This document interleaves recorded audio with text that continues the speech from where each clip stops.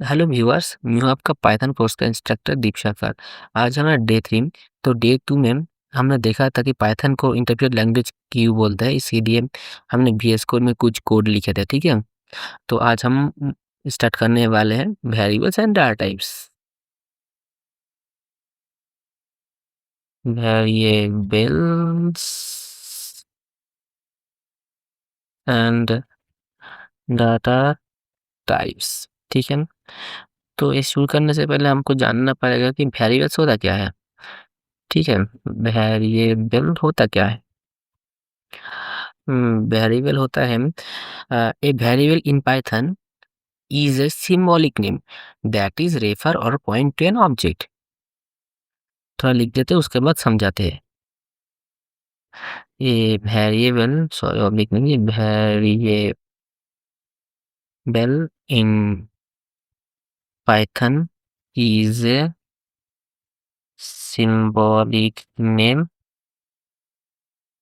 that is point or refer to an object। ठीक है, और याद में रखिएगा कि वेरिएबल पाइथन में जो है और अलग-अलग लैंग्वेज में जो है वो थोड़ा डिफरेंस है। ठीक है, वेरिएबल में डिफरेंस है। तो फिर क्या बोलता है इधर? इधर बोल रहा है कि एक अगर एक वेरिएबल है और इधर एक ऑब्जेक्ट है, रुक जाइए, और इधर एक ऑब्जेक्ट है, तो इस मैं लिख देता हूँ वेरिएबल, इसका नाम क्या है? अगर एक वेरिएबल है और अगर एक ऑब्जेक्ट है तो क्या होगा? ए वेरिएबल इस ऑब्जेक्ट को पॉइंट करेगा। ठीक है, वेरिएबल के और कुछ खासियत है कि a variable is a container. आप वेरिएबल को कंटेनर समझ सकते हैं, और इस कंटेनर को आप कोई भी वैल्यू से फिल कर सकते हैं, और बाद में उस वैल्यू की जगह उस वेरिएबल का नाम लिख के आप इजीली सब कुछ कर सकते हैं जो आप इस वैल्यू के साथ करना चाहते थे। ठीक है, ये मतलब क्या है इसका? एक एग्जांपल समझते हैं। मान लीजिए आपके पास घर में एक कंटेनर है और इस कंटेनर में क्या रखा हुआ है? क्या राइस रखा हुआ है, मतलब चावल रखा हुआ है। ठीक है, राइस, ठीक है, चावल। तो इस कंटेनर में क्या रखा हुआ है? चावल। तो इस कंटेनर का एक नाम दे देता हूँ, इस कंटेनर का नाम है सीसी। सीसी मतलब चावल कंटेनर। ठीक है, इसका मतलब है सीसी। मतलब, सॉरी, इंटर बड़ा कर देता हूँ। इस कंटेनर का नाम क्या है? सीसी। ठीक है, मतलब चावल कंटेनर। कंटेनर अगर आप मम्मी को अगर राइस बनाना हो तो क्या करेगा वो? चावल कंटेनर उसको चाहिए। ठीक है, सोचिए इस चावल कंटेनर आपके रूम में है, तो आपका मम्मी क्या बोलेगा? सीसी लेकर आओ। ठीक है, क्या लेकर आओ? सीसी। तो आपके मम्मी इस सीसी के द्वारा क्या चाहता है? चावल चाहता है, मतलब आपकी मम्मी चावल की जगह क्या चाहता है? सीसी चाहता है। ऐसे ही वेरिएबल भी ऐसे ही होता है। ठीक है,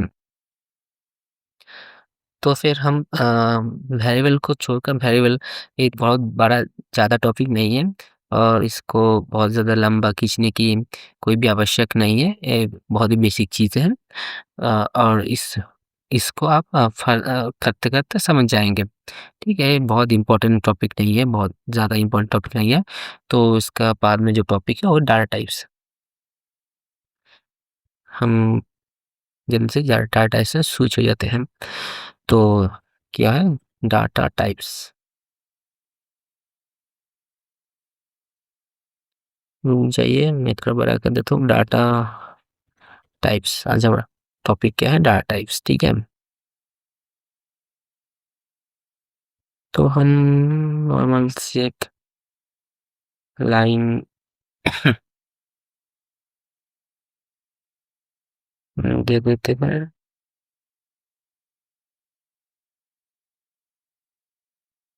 ठीक है, आज हम करने वाले डाटा टाइप्स।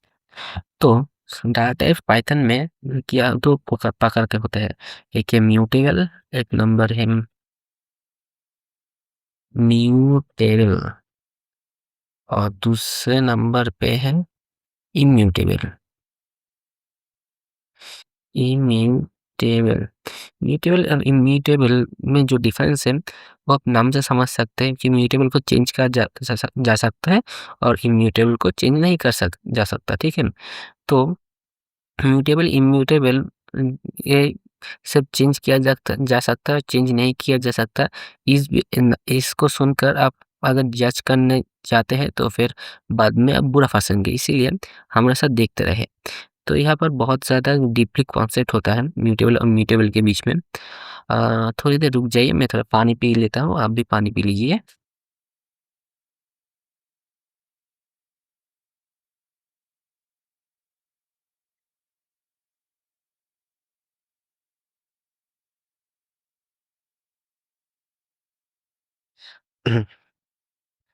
म्यूटेबल और इम्यूटेबल देखने से पहले हम थोड़ा गूगल में जाके थोड़ा पाइथन का डॉक्यूमेंटेशन चेक करते हैं। पाइथन डॉक्यूमेंटेशन सर्च कर के जो पहला आएगा उसमें क्लिक करेंगे तो देख पाएंगे डॉक्यूमेंटेशन। तो हम यहाँ पर सर्च करने वाले हैं पाइथन का डाटा टाइप्स, ठीक है?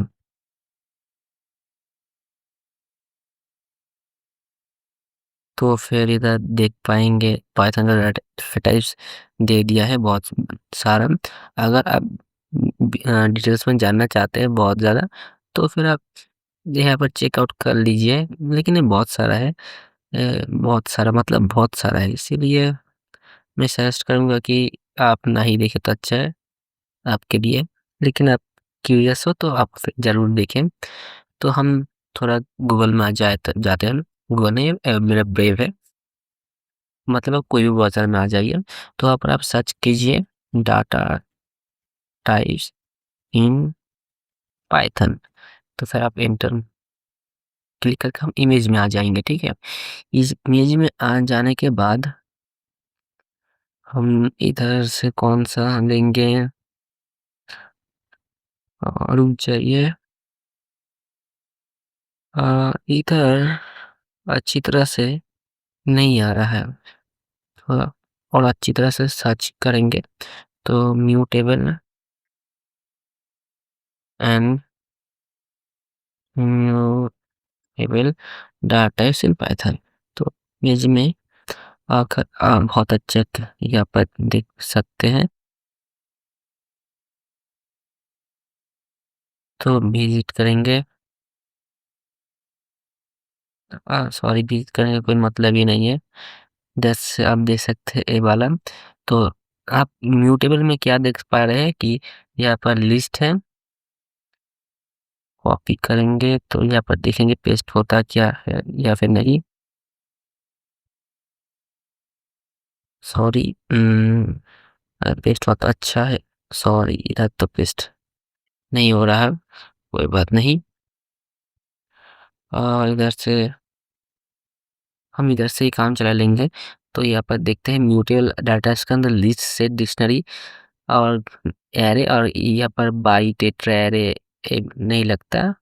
तो फिर मेनली ये 4 चीज़ें लिस्ट, सेट, डिक्शनरी और एरे, ठीक है, म्यूटेबल में। और इम्यूटेबल में integer, floating point, Boolean, string, tuples और वगैरह-वगैरह, ठीक है।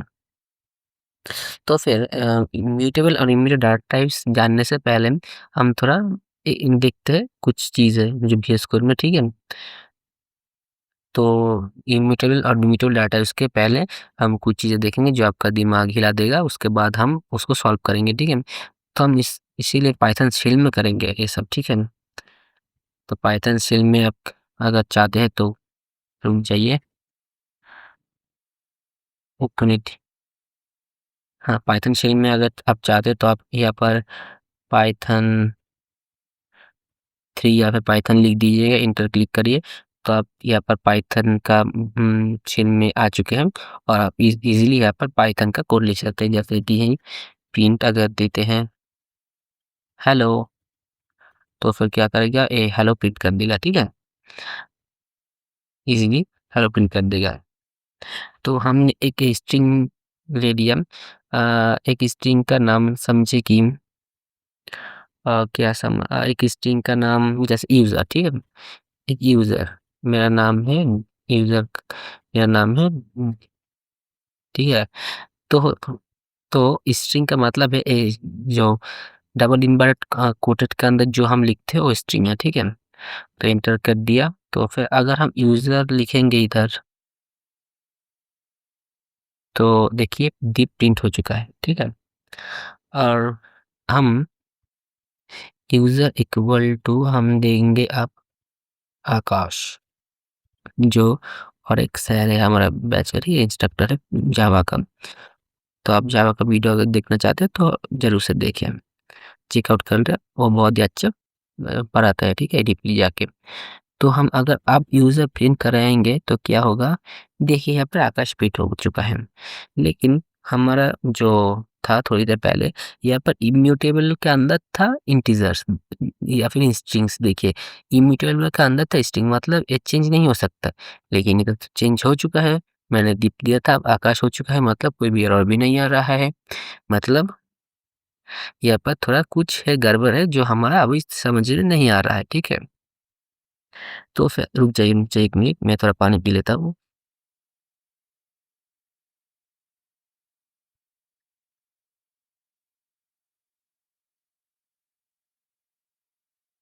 ठीक है, तो इसको समझने के लिए मैं आपको डायग्राम करके दिखाता हूँ टीएल ड्रॉ में, ठीक है?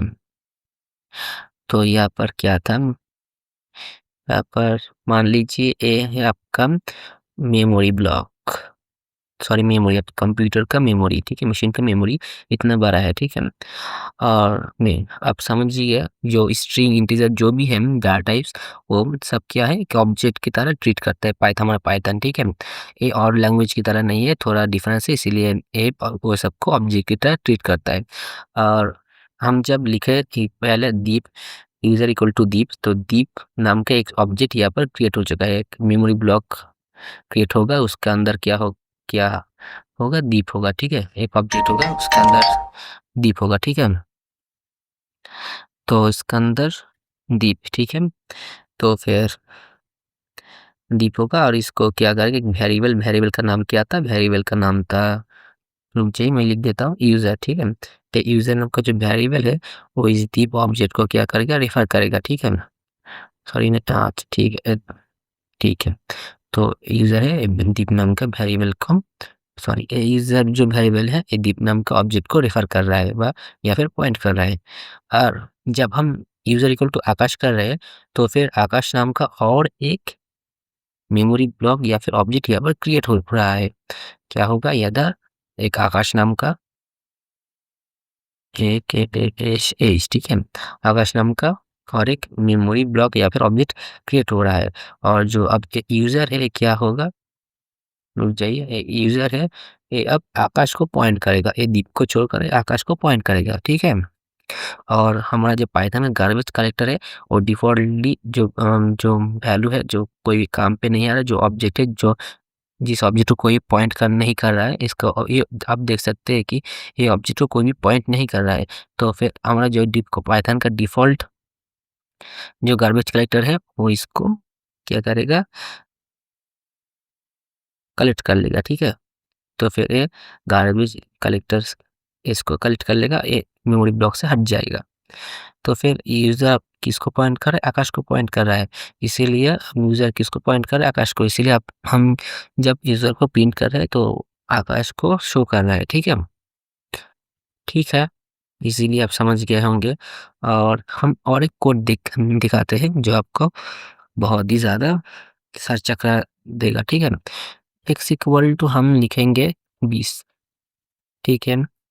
अब हम थोड़ी देर बाद लिखेंगे y इक्वल टू x, मतलब y x को रेफर कर रहा है, ठीक है?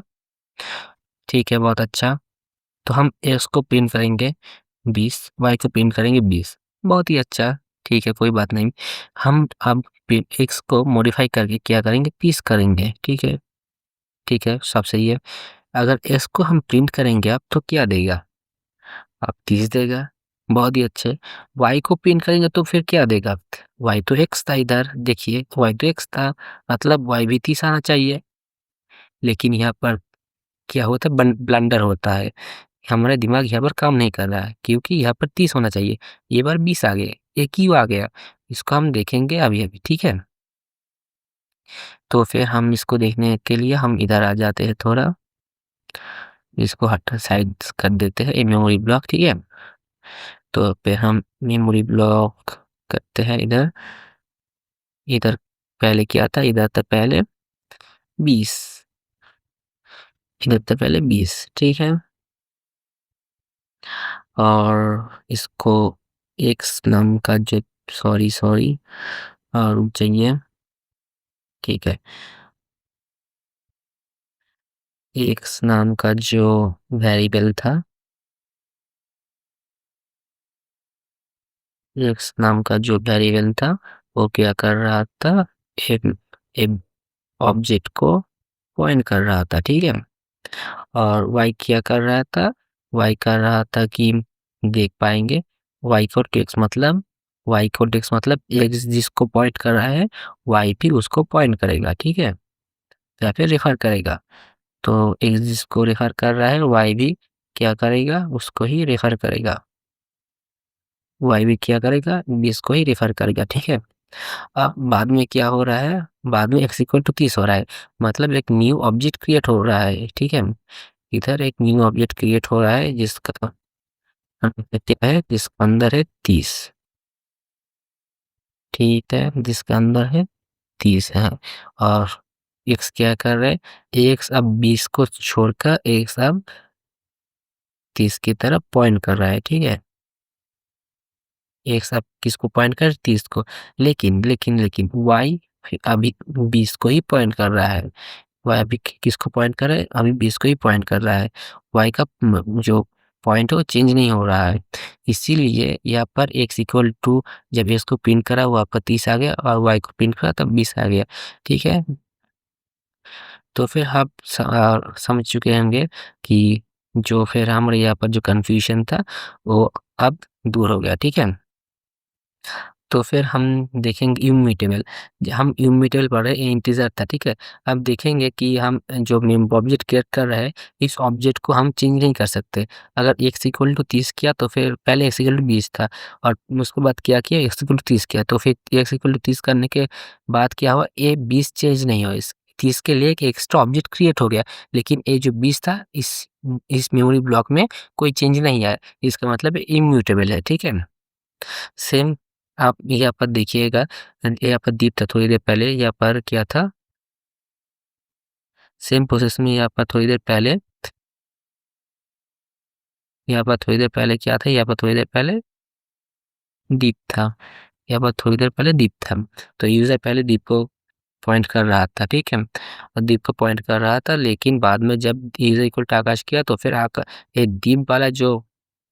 दीप वाला जो मेमोरी ब्लॉक है वो चेंज नहीं हुआ, अपडेट नहीं हुआ। आकाश के लिए एक नया मेमोरी ब्लॉक क्रिएट हो चुका है, इसका मतलब इम्यूटेबल है, स्ट्रिंग एक इम्यूटेबल है। इसके आप इसको मॉडिफाई नहीं कर सकते, दीप को आप मॉडिफाई नहीं कर सकते। अगर दीप लिखते तो दीप ही रहेगा, इसको आप मॉडिफाई नहीं कर सकते, ठीक है? तो फिर स्ट्रिंग इंटीजर क्या हो गया? रुक जाइए, हम जाते हैं यहाँ पर, देखिए इंटीजर और स्ट्रिंग हो गया है इम्यूटेबल, ठीक है? तो फिर शायद आज का लेक्चर बहुत बड़ा हो चुका है, इसीलिए हम यहाँ पर ही रुक जाते हैं। तो जो म्यूटेबल है हम नेक्स्ट लेक्चर में कवर करेंगे, ठीक है? Free audio post production by alphonic.com